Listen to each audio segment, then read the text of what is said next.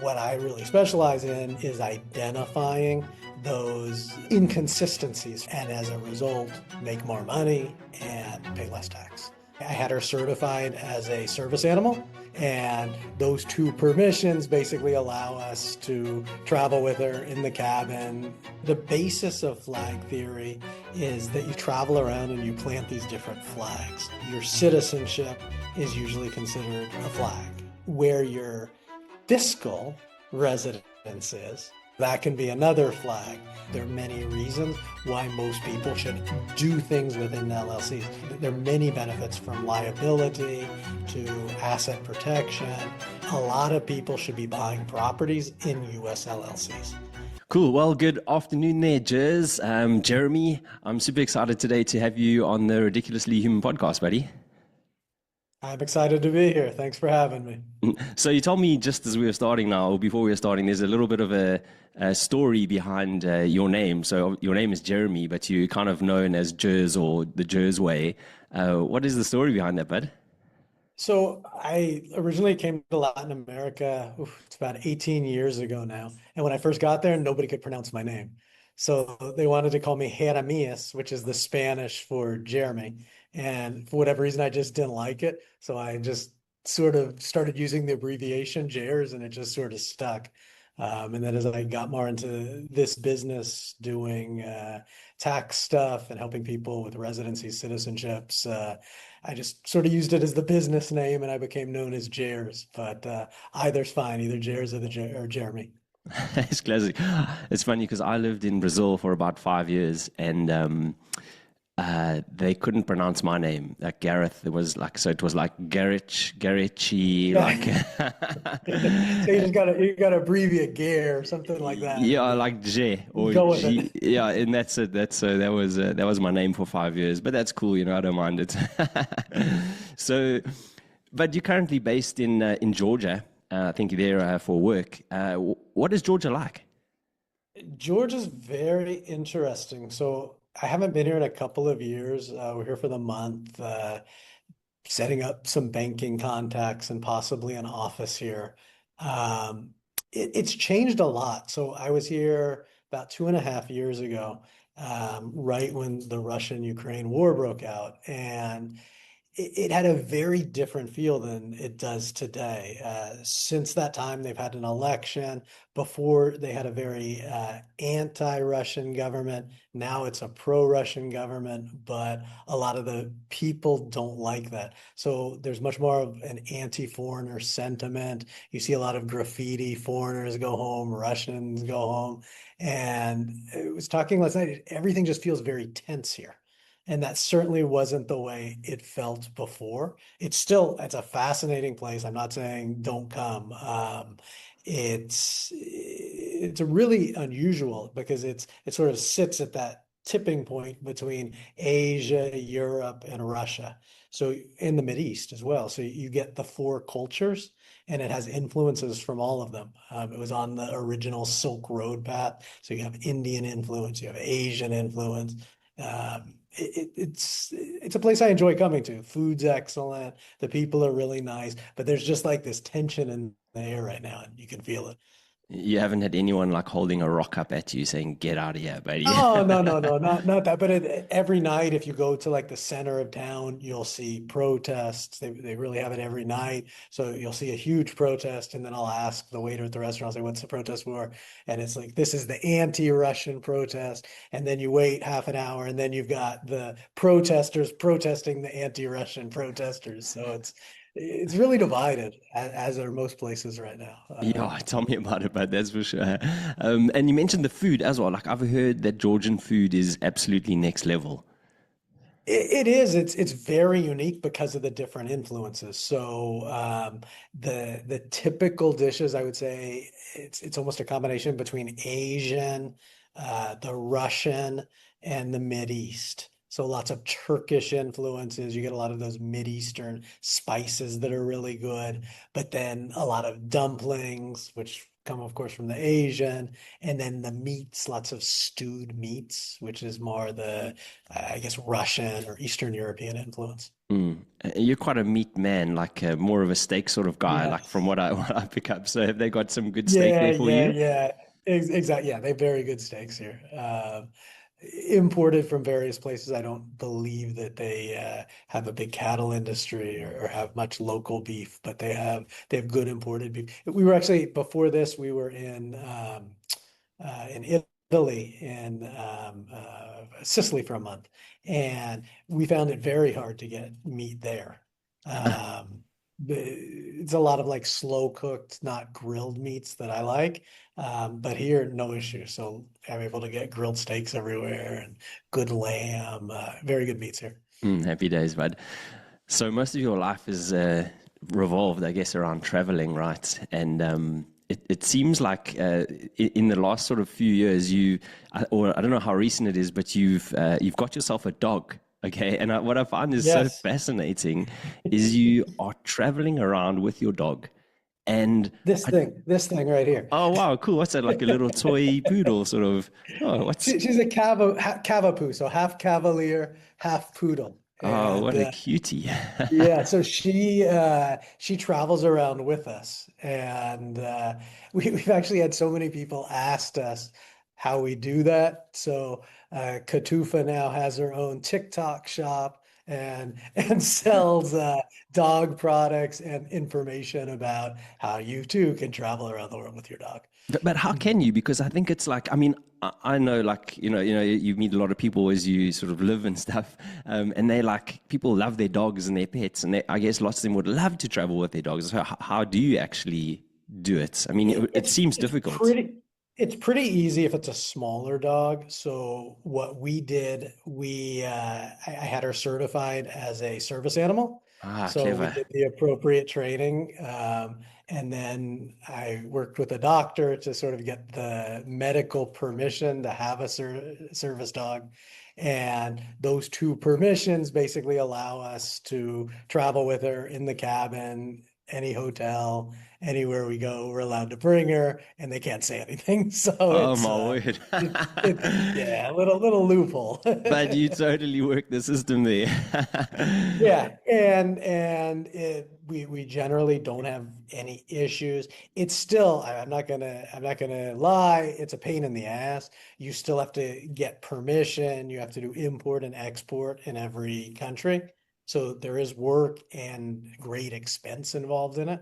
Mm. But to me, it's so worth it because it helps keep me grounded and it just, I think that's one of the hardest things about this lifestyle is you become very ungrounded, and having a dog just allows you to get into a routine. You take the dogs. It's just, and it's fun. I enjoy it, like exploring the world with a dog. Mm, that sounds awesome. That sounds awesome. Yeah, I was kind of wondering because you have been on the road for like 30 years odd now, as far as I know. Um, do you ever kind of like think, ah, no, come on, I've got to sort of put up some roots here and just take a bit of a long break, or do you have that feeling ever? I have gone through periods where I've spent months in a place. I've gotten to the point, I think now when I do travel, it's longer blocks. So I'll come somewhere for a month, for 2 months, 3 months or longer, as opposed to, just doing like a few weeks here, a few weeks there, or even days. And also like now we're setting up bases in places. So by doing that, like we have a place in Brazil, we have a place in Paraguay. Um, we will likely get a place somewhere in Southern Europe. And so it's not one place where you just, but it's roots in multiple places is the way I've described it, how we'd like to set it up moving forward. That sounds very interesting. You do write a bit about like owning a house versus renting and like, is it a good investment versus isn't it? When you say you got places, are you renting places or are you buying places? It depends. I have and I do both. It really depends on sort of the short and long term needs. My background before I started doing this stuff way back, before the real estate crash, my original like background was in real estate development. So I know a lot about real estate and did quite well in real estate before I left the US. But unlike a lot of people that say, yeah, you always buy, you always there are a lot of reasons not to. Like property can be great investment and it can be great to buy a place you live, especially if you're going to make it a base. But there's a downside to it too, which is, well, from an investment standpoint, you got currency risk, you got all the regular risks associated with buying a property, but you also have to take into account it makes it difficult to just leave. Mm. So if you decide you don't like a place, or especially when I'm talking about setting up in a place like Brazil, you could certainly argue Brazil's not a very stable country right now. Totally. So it's very realistic that, hey, today it works, but 6 months, year from now might not work so much. So in cases like that, it's generally going to make more sense to rent than it is to buy, even if we're not going to spend a terrible amount of time there in the year. Yeah. I don't know. I'm always like, s I guess, like you said, it's actually like a very sort of personal thing based on like what your life is and looks like, you know. I say for a lot of people that can afford it, it probably does make sense because most people don't travel a hell of a lot, like say you do and I do, and you know, you want to raise a family and just sort of have a place that's sort of stable and yours and whatnot. So, when it comes to that, it makes sense, you know, in my opinion, because some decisions are not necessarily financial decisions, right? There's other non-tangible reasons that you would do it, you know, like I don't know, like you want to, I don't know, just make a place yours, you know, so it feels like home and all that sort of thing. But I guess yeah, a lot of the guys that talk about it online as well, they're not necessarily those type of people. So you kind of need to sometimes be conscious of who you're listening to, you know, when it comes to advice. And you have to look at the financials. You have to look at in some markets it very much makes sense to buy, and in some markets it doesn't. Mm, For example, I had a place for many years in Madrid, and at the time to buy the place I was renting was about 1.5 million euros, but to rent it was about two and a half, mm. 1,500. So if you run those numbers through financial calculators, it makes absolutely no sense to purchase it. But then, as you said, they're the intangibles. So what I did in that case, and I've done in a few other cases, is I'll find a place that works. And even though it's not my place, I might put money into it and redo the kitchen or something like that where there's a deficiency and just sort of especially if you can get in a lot of these countries, you get multiple year leases, so they're not going to be able to get rid of you. If you just sort of calculate that over 36 months or whatnot, in most cases, it's just going to add a few $100s to the rent. So it can make sense. And then you have a place that's basically exactly what you want. I've done that several times. Some people would say I'm crazy to do it, but for me, it works. And then when I no longer want the place, it makes it very easy to just walk away. Oh, you sound like the ultimate tenant, but I think most landlords will go, yeah, of course you can. You know what I mean? Oh, classic. So, and like you said, so you grew up in California, right? It sounded like you got the travel bug with your folks initially. Is that kind of right? Somewhat. I mean, the international I started doing after I left home. So after I was 18, when I went to university, I'd spend the summers, and that's when I started traveling Europe. Very different at that time. I'm older, so there was no internet. There was no. It was the big thick guidebooks and paper maps and all of that stuff. I had a rental car when I was in Sicily, and I was saying, I remember I was in Toledo, Spain, and I was like 18 years old, and I rented this car, and there was no GPS. And in these, European small cities, you get these windy roads where you can't figure out how to get out. And now it's so easy with Google Maps. But before it was like, man, I'm to pull out the paper map And then, of course, the map's made like 20 years earlier, and maybe the road no longer exists. Uh, So it was a different time. And then not long after I started, the internet came, and it was internet in cafes. So, that was the big thing. You'd rush to the internet cafe to check your emails, and just very different time. Now the digital nomads, the 20-year-olds who are starting out, they got it easy. Yeah, they have no idea, but yeah, it reminds you. My best friend and I, we traveled around Spain. We drove around Spain, and literally, I remember buying this book, and I don't even know if like we were really using Amazon then yet either, right? And I had to go to some Yeah. bookshop, and I got a book on Spain and Portugal road maps, and then Yeah, it was like Lonely Planet, and even yeah, before that, the first one was like Let's Go or something. yes. And they were guidebooks, and they'd recommend a hotel or something, and there'd be a phone number you'd have to call. And half the time it didn't exist anymore. Yeah, It is just so different. no, so different. Yeah, and talking about like we got stuck in Valencia, and we just could not get out of the town. Like, just didn't know. And then eventually, these cops, they obviously must have seen us like driving around the same place like 5 or 6 times. And then eventually, they just gave us this. They put on their sirens and they said, "Come, follow us." And they just we just followed them out. We got escorted out by these police because they just saw these guys. Shame, they just lost. They have no idea what they're doing. Yeah, But just very, very different way to travel, I would say. But in some ways, I miss it. Uh, it was a unique experience compared to how the world is today. yeah, So some of my best experiences were just walking and getting lost.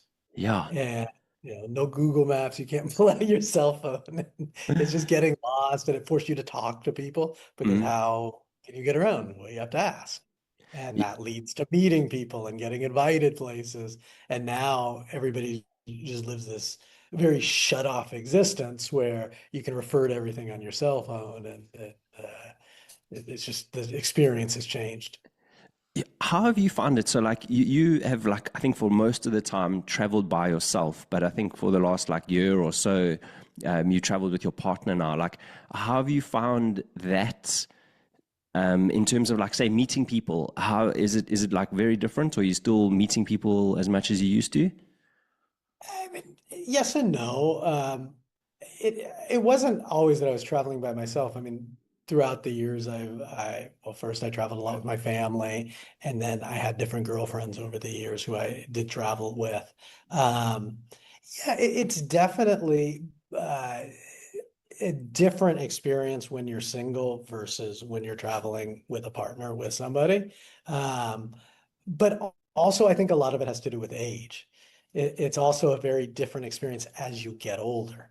So I found when I was young, when I was in my 20s, it's much easier to meet people because I think it's much more of a priority, like a human need when you're younger, to have that social interaction, to find the best party and all of that. Exactly. And then as you get older, now regardless if I was with somebody or not, it's just a much more mellow experience. I don't, I, it's just not something I'm interested in to like find parties and that kind of thing. I don't really drink anymore. So, it's more finding a good restaurant to have a good dinner. And if I'm not with somebody, I'm on my laptop, and I might meet somebody, but it's a very different experience. Yeah, absolutely. Yeah, you're definitely not, like I said, not going out, getting hammered, finding people, and then like going back and partying, and then you become friends and travel Yeah. partners for like a few months, sort of Exactly. thing.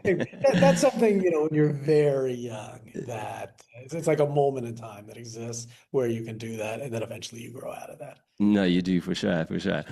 So before I came on this podcast now with you, I was busy telling my landlord here that I've got like a recording, and I'm speaking to this guy, and he's like an expert on tax and all that stuff. He's like, "Oh, I've got to listen to that one," like, and it's really fascinating how interested people are in sort of like.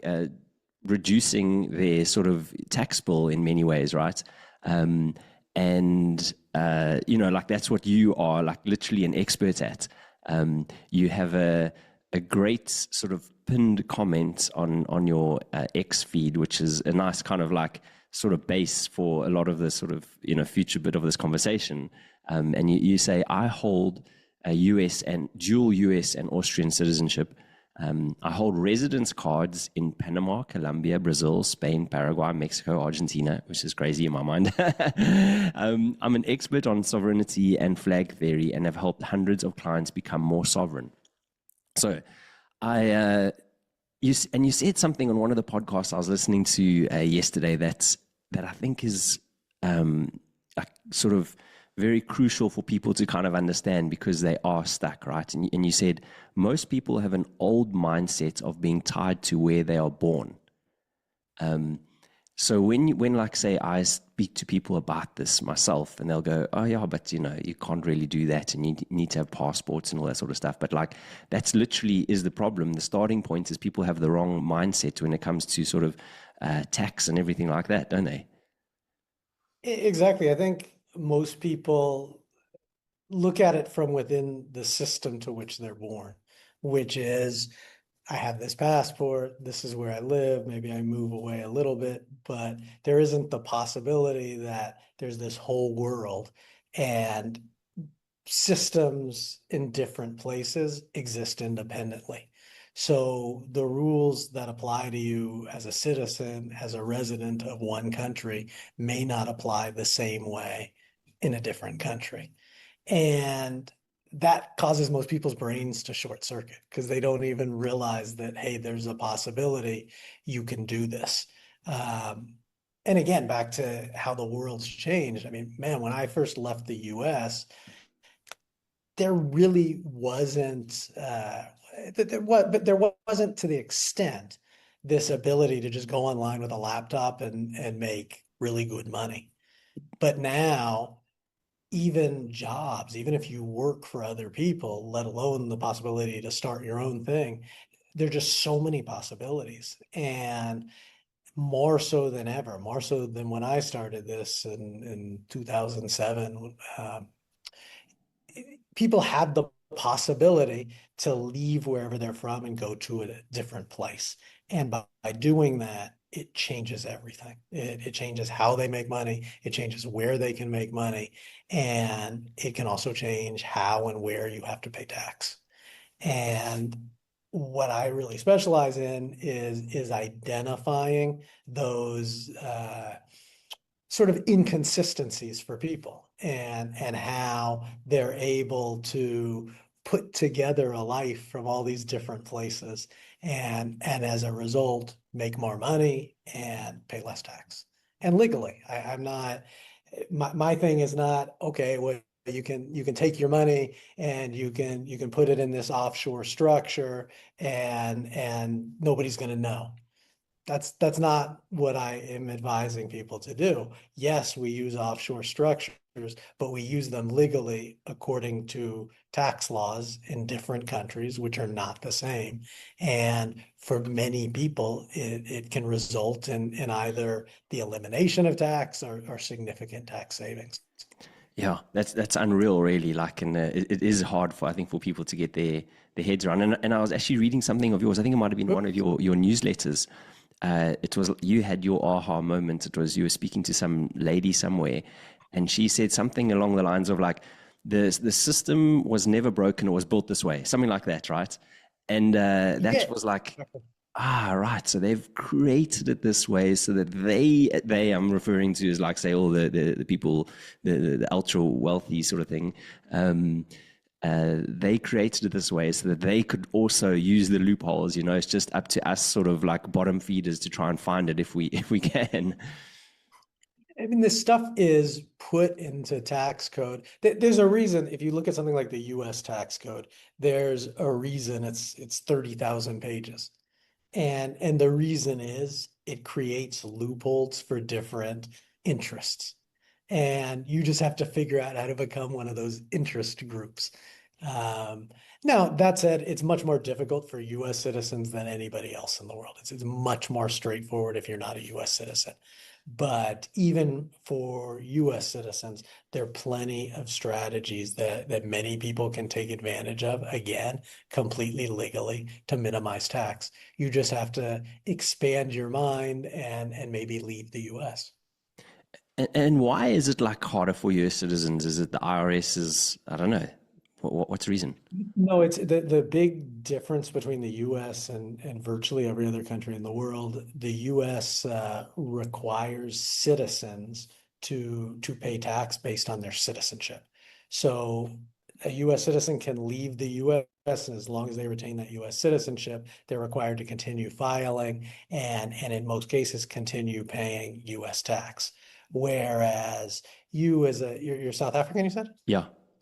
So you as a South African citizen can file an exit return from South Africa, meet some basic requirements, and say, I'm no longer a South African resident, I'm no longer a South African taxpayer. An American citizen can't do that. So that's the biggest differentiation, is this concept of citizenship-based taxation. Wow, that's fascinating. So is that double taxation? Is the same sort? Is that what you're talking about? Or is that different? It can lead to double taxation. Double taxation is a different concept, because a citizen from any country could be subject to double taxation. Double taxation means you just have tax obligation in multiple countries. So, like as an example, if you're South African and you don't properly leave the tax system and you decide, I'm going to move to the UK, you could put yourself in a situation unknowingly where you actually owe tax to both the UK and South Africa. Thus, you're subject to double taxation. Americans are actually less likely to be subject to double taxation because in many cases they still have the obligation to pay U.S. tax. They remain a U.S. taxpayer, so they're not going to be subject to taxation in the country that they end up living in. So it's two very different things when I work with U.S. clients and non-U.S. clients. Most of my clients are non-U.S. citizens. So I would say probably 90% of the business we have is with non-US citizens, but we have also helped US folks save substantial amounts of money on tax. With US though, you're not going to get to zero, at least not legally. Wow, that's very interesting. So you, I was just wondering, so you've got like all these residencies, okay, in these countries. Like, how is that even possible? Like to, or one to get, two to maintain?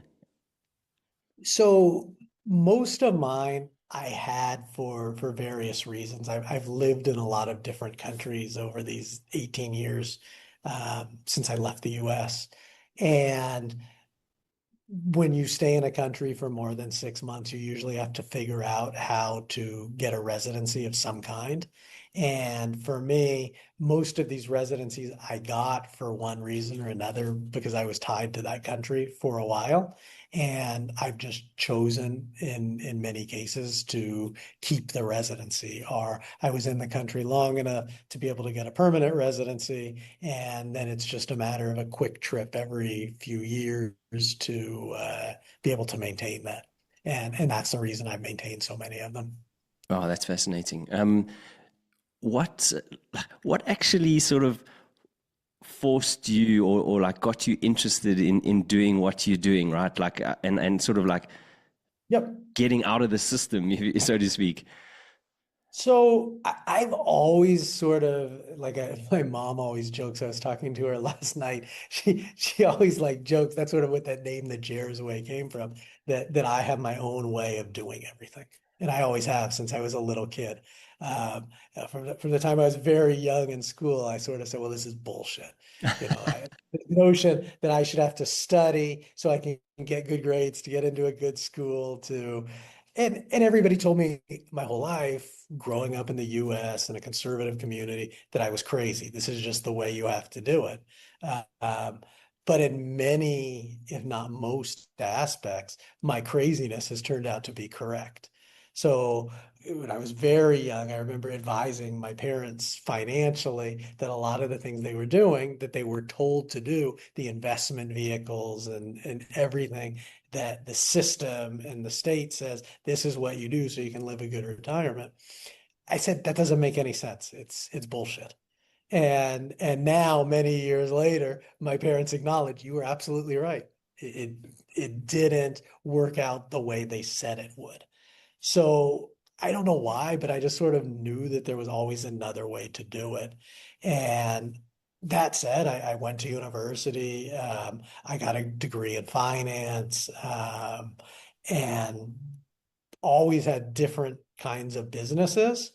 Um, Ended up really, like I said, in real estate development, made some very good money in that before the market had the downturn. And then I sort of saw that coming in 2006, 2007. We had some big projects we were working on. We finished the projects. I was like, okay, I'm going to take some time off from this and I'm going to go travel for 6 months. And then that 6 months turned into a year, five to eight. That was it. I never went back other than to visit. Um, and so I was sitting in one of the first places I lived was in Buenos Aires. This is probably 2008, 2009.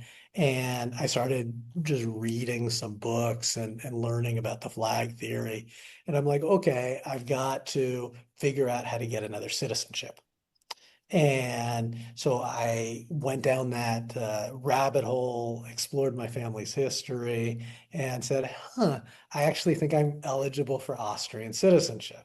Hmm. And so I took a number of years, and because I did it myself, I had no idea what I was doing. It took many years when it really shouldn't have taken many years because I just didn't know.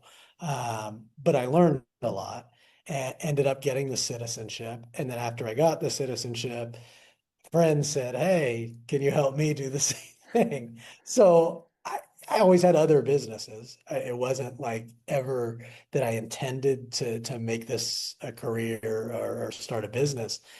I just started helping people sort of as a hobby.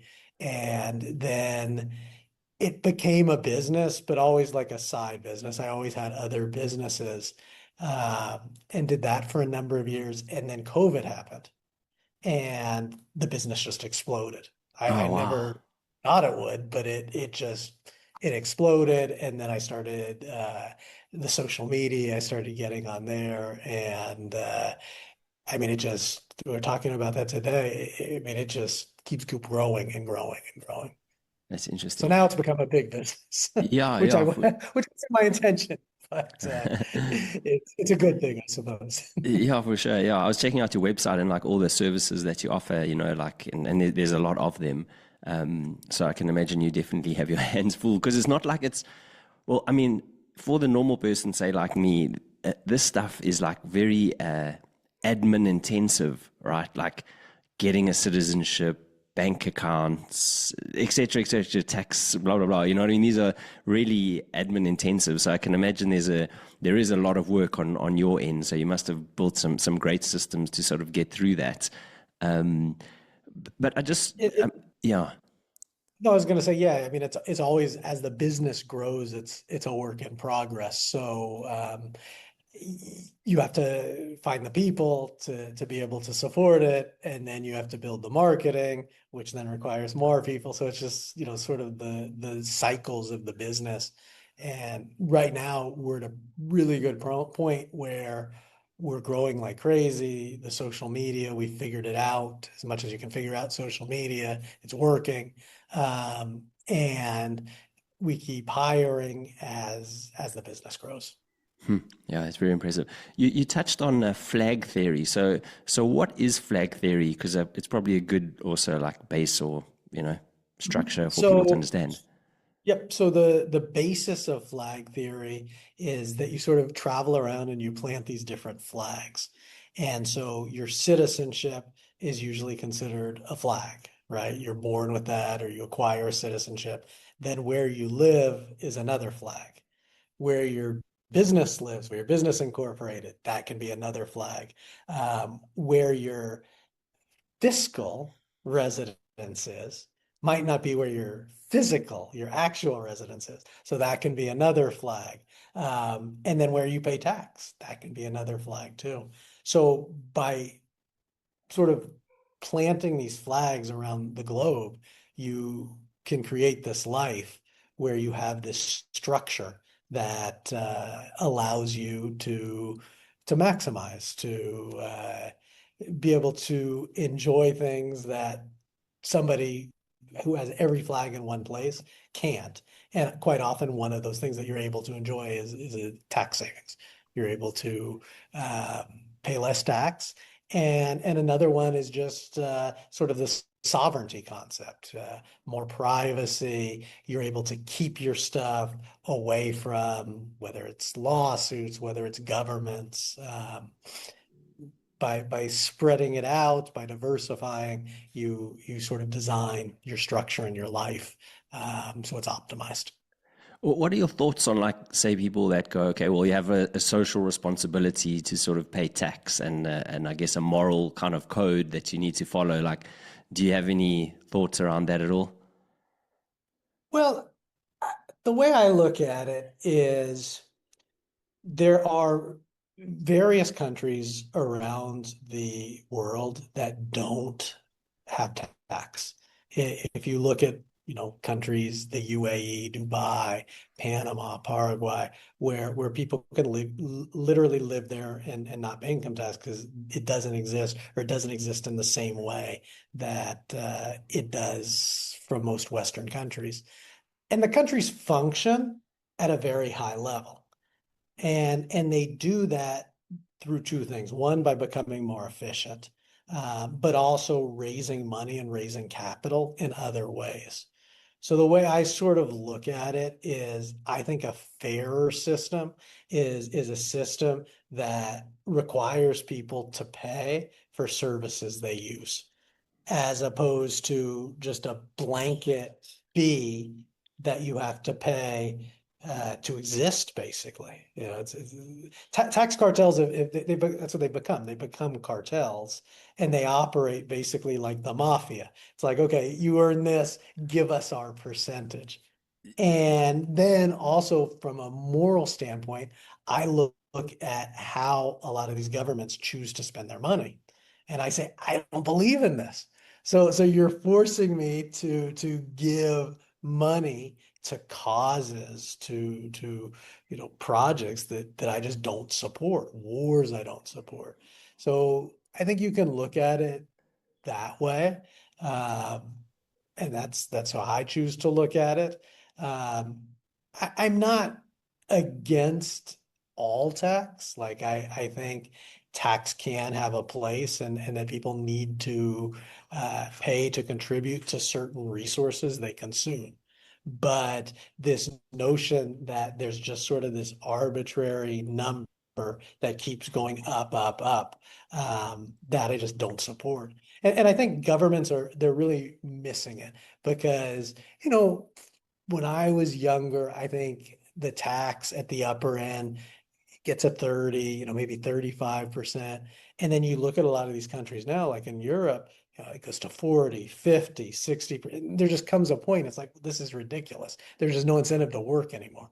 And what am I actually receiving for this 60%? Doesn't make sense. Yeah, exactly. The governments have got something wrong somewhere along the lines, in my opinion, right? Like they, I think they just don't care. Basically, at the end of the day, they're a cartel, like you said themselves, and they're just trying to like milk it as much as they can. Um, and they're definitely not thinking of it from an economic point of view, because I think if people paid less tax, which meant they had more not earning, more spending capability, that then automatically they'll put it into the system, because 99% of people are actually terrible with money and they just spend, spend, spend. They just So that's spend. great for your GDP. You like got people now, they have like 50% more money and they're just spending it all. That's exactly what you want. You know what I mean? Like that's how And the that's in the US. That was Reagan's whole thing, the trickle down economics. yeah. I personally agree. I think that works. A lot of people disagree and say, no, it doesn't work. You have to, but I think it's the basic problem is governments have become so bloated and so big. It's like a monster. And so they have to keep gobbling up more and more simply to be able to exist, to continue.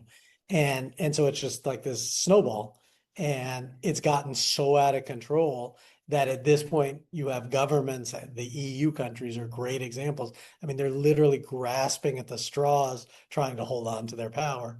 And eventually the whole thing's just going to pop because it's not sustainable. It's not sustainable. I mean, there's definitely a sovereign debt crisis that is bubbling up, and we'll experience it in our lifetime. I'm 100% sure about that. Because you can't carry on going spending because there's not enough tax to actually pay for the bill eventually. And Exactly. that's what's going to happen.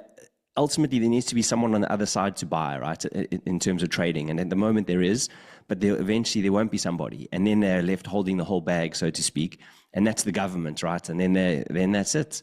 They're going to have to default, and that's our opportunity to maybe reset at that point, right? And I think that's what has to happen. There has to be some sort of reset. But in the meantime, the governments are going to try everything they can to make it harder for people to do some of the things that I like to talk about. I think you look at the EU again, they're exploring citizenship-based taxation. They're talking about making it harder to leave the tax system. And they might not be as readily able to do that as the US because they just don't have the power individually, but they're going to try. And that's why I always encourage people, don't wait too long because it can be too late eventually. It very well will be. Yeah, I was watched an interesting show, not a show, it was just like a clip quite a while ago. It was a guy that worked for the IRS like in the 70s or something, and he was allowed to do a certain type of research on how much money the IRS makes, where it gets all its money from, etc., etc. And back then, he said there's no reason that anyone needs to pay any income tax, right? So this is like in the 70s. And obviously, I mean, probably it's based on older data than that. So it's like, even before that, we don't need to at all. But of course, they hide that. It's almost impossible to find those sort of clips and that information. So it's definitely possible. Like you said, you just have to run your country more efficiently and responsibly. And yeah, unfortunately, they don't. So yeah, it's just the sign of our times. But we got. That's why we're Exactly. lucky to have guys like you. Well, thank you. So let's talk a little bit, if you don't mind, about like tax structure and what it means, right? So you've kind of already touched on it, sort of, I guess, with flag theory. And one of your tweets, you say buying a second passport without a plan is like buying a gym membership and never lifting. You just end up broke and sweaty. Structure first, right? Tax base, banking entity. Freedom requires more than shiny documents. So, and then you also have another one, which we'll talk through in your answer. But like, can we talk through like maybe like a real life example so that it's kind of, I guess, realistic for people? Say someone like is leaving or living in the UK or South Africa. Okay, Mhm. they say they have. I don't know. Do they have to have dual citizenship or not? So in this, in No, a not necessarily. I think a lot of people in this space try to sort of they come first with the shiny object, which is the passport, which is where they make the most money. mm, Uh, Now, I'm not saying don't get a second passport. It can be part of the strategy. But the problem is, in and of itself, the second passport isn't going to do too much for you. What's important is where are you living? Where are you earning your money? Where is your fiscal domicile? Where is your tax residency? So usually for that person in the UK, I would start by asking, okay, are you open to relocating? Because depending on the answer to that question, it's two very different conversations. If they say, no, I have a job, I have a business there, I can't have family, I can't leave, then it's not we're going to get you to zero because it's not going to be possible to do that legally. It's going to be determining if there's structures we can create legally that will help minimize the tax. And there often are those structures. But somebody who says, hey, I'm open to relocating, then it's a matter of, okay, that's good. What we can do is set you up with a tax residency in a place like Paraguay, in a place like Panama, in a place like Dubai, where you may or may not have to spend a few months of the year. The rest of the time, you can travel or you can spend up to 6 months here, up to 6 months there. Um, we'll take your income. How do you earn that? And instead of you earning it personally, it'll get earned through some sort of entity. And we'll make sure that entity is optimized with that residency, which we get for you. And the result for that person from the UK, that person from South Africa, who's able to to leave the country and spend a minimal amount of time there, is they're able to get to zero tax. So let's use the first example if you don't mind, because I think like most people say that they're not going to leave the country, right? So, but they're certainly interested in reducing their bill. So what do you like? Okay, so how do we help that sort of person? Like, yeah. It's that situation's much more unique. So it's hard to give one example that will apply to everybody, but that said, I'll give an example. So what you're able to do often is you're able to create a couple structures. Perhaps combine a US LLC with some sort of offshore company that sits inside a foundation or trust. And the result of a structure like that, you're still going to have to pay tax on money you spend, on money you take out, but it's possible to structure everything so that that new entity is going to keep a lot of your money. So your money, in a sense, is going to live inside this foundation, live inside this trust that's apart from you. You pay tax on the money that still comes to you, but through the proper structuring, what's left is able to stay in that structure and often tax free. Does it become a nightmare at all? Say like when you're doing your tax return, then like because or is that because it's set up in that trust? It's almost kind of you don't have to mention It, it. obviously, it involves accounting, it involves paperwork, and the structure is going to require more of that. So yes, it becomes more complex, but we assist the clients with all the tax reporting for the structures and make sure in their home country, if we don't have something set up there directly where we can do the taxes, we'll work with your tax person or find a tax person who can take care of the local tax reports for you. Mm, very interesting. You've mentioned and you've written a bit about like sometimes say you for a non-American, right? It's actually like, and you just, I mean, you touched on it saying these things are a lot easier too, but sometimes a non-American just needs to set up like an American LLC, and that can kind of like just help them in many ways, just setting that up for themselves. Is there any, am I making sense at all with saying that or not really? It definitely can make sense. You have to be careful because um, a lot of times, if that's the only thing somebody has, and say they're living in the UK, it can cause problems because any money that flows through it becomes taxed on a personal level.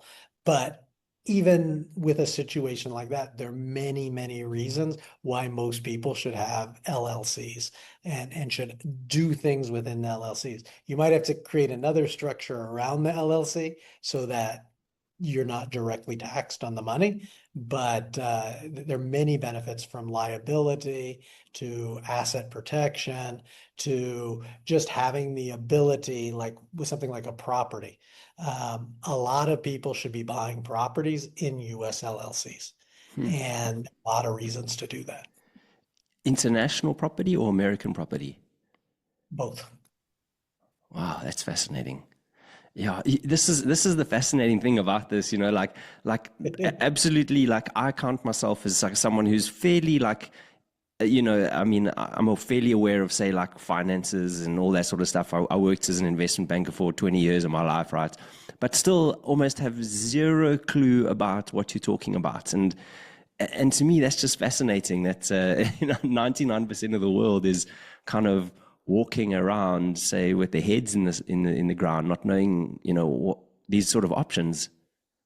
And that's intentional again. I think the systems are designed so most people don't understand them. And that's what I like to talk about it, and I like to present it in a simple way that a lot of people, a lot of different kinds of people can understand it. And then when you actually come to me and it becomes a more formal type of consultation or business arrangement, then we can really nail down into the specifics because I'm generalizing like in Yeah. something like it really depends on the situation, how you make your money, what the country it is. Everything's so specific, and you really have to make sure it's done correctly, or it can create a lot of problems for you too. And if someone like works with you, right, is it this like, okay, cool, I'm working with Jeremy, and you kind of help manage everything like solely? Is that the relationship, or does the person then have to, I don't know, speak to lawyers here or there, or how does it work for you? So usually, if somebody works with me, most of the contact and communication comes through me personally. That isn't to say that other people aren't going to be involved, but it's a very hands-on approach I have, and I stay involved with everybody. The other thing we do that's very different than most other companies, I think in this space, unfortunately, most people are just sort of one and done. They're not trying to build relationships. They're just trying to sell a product, and then likely they're never going to talk to the person again. Um, my approach is completely different, and I realize, especially like for younger people I work with, man, their needs are going to change so much throughout their lifetime that by establishing that relationship and not trying to sell somebody something now that they don't need, they're going to become a client for life. So I have clients who I've worked with for years, and their needs continue to change, and the way we work with them changes as those needs change. So that's really my approach to how I work with people. That's a great way to work. It actually reminds me, years ago I did this course, and they said you must calculate the life value of your client, right? And this was Yeah. actually a specific one about it. I think it was even an American dog food, right? And they were like, we will spend per client, we will spend like, I don't know what it was, the amount. It was like $10,000 per client we will spend on advertising solely because we know that the lifetime value of that client for buying our particular dog food is $20,000, right? And I was like, wow. Once again, I wasn't really in business at that point. So I was like, that's such an interesting way to do things, and also, like you said, it really is about relationship building and sort of keeping that relationship because the lifetime value of your client is actually huge. Yeah. Yeah. Exactly. So years ago, there was this massive scandal, right? Well, I say scandal in inverted commas, because I think people were just being maybe hung out to dry a little bit, and it was the one about Panama and how everybody, all the richies, like they had these bank accounts in Panama, and they were like, yeah, not paying taxes and all that sort of thing. I'm sure you probably are aware Of of it, course. right? And and yeah, but and at the time, like everyone's like up in arms. But now, like I guess the more I know personally, I'm like, actually, this is probably available to everybody, And you do write a lot about Panama yourself. You've written in your newsletter, at least. I've read a fair bit about it, and you have, yeah. So what is it about Panama that is attractive? Well, I'm actually a partner in a law firm in Panama, so I do a lot of business in Panama. I would say Panama has very favorable laws, both in terms of taxation and in structures. And it's still one of the countries where you can truly have anonymous type structures. Again, a lot of the problems people had with the Panama Papers was hiding money. So they had these structures and they weren't reporting it properly. And again, my approach is not you should be hiding your money.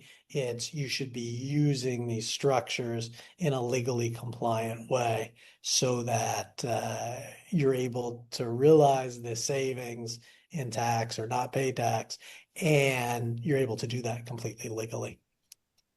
Hmm. Yeah. Um, once again, it's like it's just knowledge is power, right? And Exactly. yeah, Absolutely. it really is power. And do you, I wonder if do you get much like hate at all from people because they're like, yeah, you're doing this and that, and it's kind of dodgy and stuff. Just like I know it sounds like a random question, I but do some. I do some. I just tend to ignore it. I'm not I, like a lot of people on Twitter, especially or X, whatever you call it. They get into sort of these flame wars with people, and so I get it in the comments. I get it in the DM, and I rarely respond. And basically, those types of people are who do that when they see that I don't take the bait and I don't respond, they just go away. So I'm not somebody who tends to be able to or tends to waste my time interacting and engaging with those people. yeah, my knowledge of like industries, at least when I was working, in the banking in London, is that like lots of industries are actually very small, right? So um, it's you just kind of like you kind of end up knowing a lot of people. I can imagine in your industry, what you do is like even smaller. What's it like? Is it competitive? Are guys helpful with each other? Are they secretive? How does it work? It depends. I have really good working relationships with a lot of people just because of my personality, and I'm not sort of getting into those flame wars.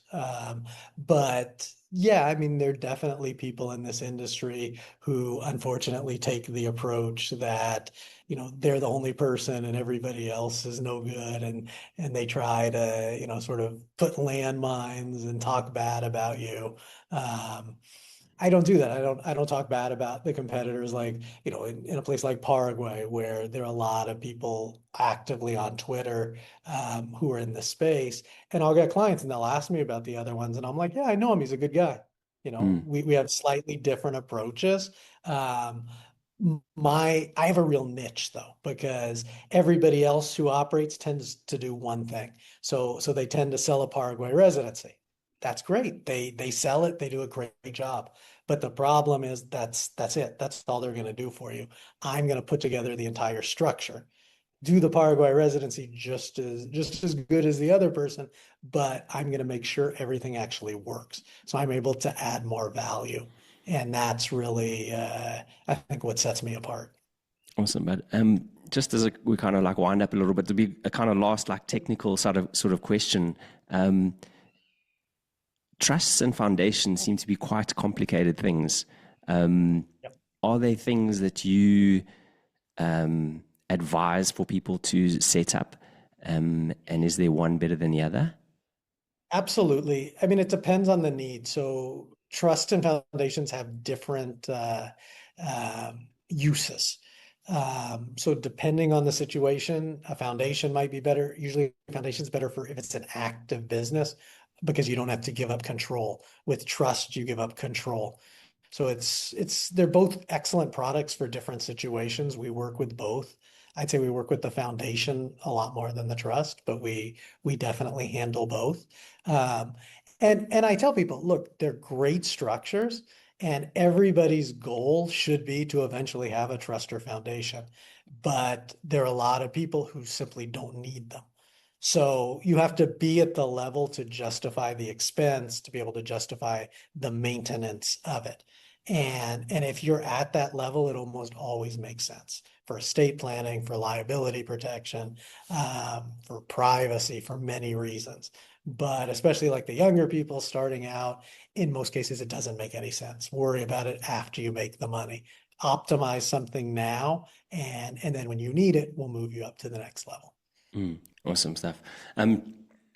You also say, sorry, you say people need to get their structures set up like in advance. Like you have a lot of guys coming up like, oh, I've just made all this money, I need to set it up. Like they're doing it. It's like sort of like ask about face. They're going about it the wrong way, aren't they? They need to be set up before all Yeah, that sort of stuff you have to, happens. yeah, you have to, yes, you have to be ahead. You sort of have to anticipate and be one step ahead with your setup, but you don't need to be 10 steps ahead. That's the differentiation. So, somebody who's starting out in e-commerce, a US LLC that costs you $500 is probably all you need. Don't be worried about spending thousands of dollars on trusts and foundations. Once you get to that level where your revenue justifies it, we'll look at that structure for you. But don't start with nothing either. Stay one step ahead. I think that's the key. Okay, that's really good information, bud. So, uh, what are you kind of like most excited about that you have coming up in the future? What am I most excited about? Well, I, I find this whole space fascinating, so I'm excited as it continues to evolve, as it continues to exchange. I'm excited for what comes next because what comes next is probably a product or service that doesn't even exist right now. So to me, that's pretty exciting. On a personal level, I'm excited to keep exploring, keep traveling, and doing the things I love. Is there anywhere that you haven't been that you like, I've got to go there? I want to do some traveling in Africa. I haven't gone on a safari, and I haven't really explored that continent. I've done Asia some, but I want to go back to Asia. Latin America, I've pretty much done everything. Europe, I've pretty much done everything. But yeah, Well, but that's is an invite to South Africa, bud. We got the best safaris in the world. We got the best steak you'll ever have, the best food you on. And I'm saying this just like we literally have probably some of the best food in the world. Of all the places I've lived in the world, the best food has been Brazil, uh, and South Africa. I would say like it's just the quality is, and also like from a price perspective, you'll be like, my gosh, I've got to come and find a place in South Africa.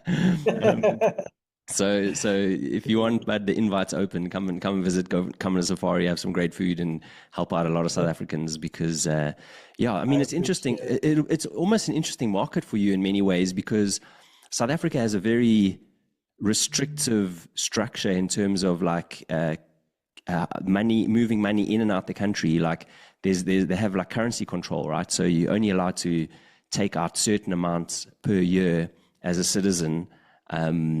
And yeah, but there's lots of rich guys in South Africa, especially now, that want to get out because just the way the country's going, you know. So We have a who lot of knows? clients There's in South Africa. yeah, lots of interest, I'm sure, in stuff like what you do. But and then There is. just my last question: what does being ridiculously human mean to you? Huh. That's a good question. What does being ridiculously human mean? I think it means finding your own path. So I think humans are very unique creatures. So I have my way, what I call the Jerz way, and I help people, but everybody needs to follow their own path. And what works for me might not work for somebody else. So that's one other thing that I always encourage people is to find the path that works for you. Love that, buddy. Man, literally, like, I'm like, I wanted to ask you 50,000 questions about certain things because I just know it's but like I said, the intention of this podcast was that we give people a taster so that they're then like, ooh, I have got to get in touch with Jeremy because I need to find out more. You know what I mean? And I think like we literally hit that point perfectly because there is so much interest in this and there's a lot of detail too. And like you said, it's quite personal based on your situation. So please, I encourage everyone to go and have a chat with Jeremy and get in touch. And then just want to say thanks to you, bud. Like, Absolutely. thanks for guys like you in this world, right? Where you have literally done the hard work, right? And you've gone and you found out, okay, cool. This is what it takes to do this, this, and this, and this. And now you're running a business, and you're going to be helping a lot of people financially, especially, you know, and that's a big thing for people. So thank you so much, bud. Like, and I really enjoyed this chat, and yeah, I know that Good. I'm going to be on the line to you also very soon. So, thanks for your time, buddy. Appreciate it. If anybody wants to get in touch, thejersway.com. Yeah. So yeah, I was also gonna say like, yeah, what's the best way for people to get in touch with you? Yeah, you can find me on the website. I'm also on all the socials, thejersway.com, Jerz. Sweet, and I'll put all that in the show notes and everything. So, cool, Perfect. man, buddy. Thank you so much for your Pleasure. time. Take care. Ciao, ciao. Bye.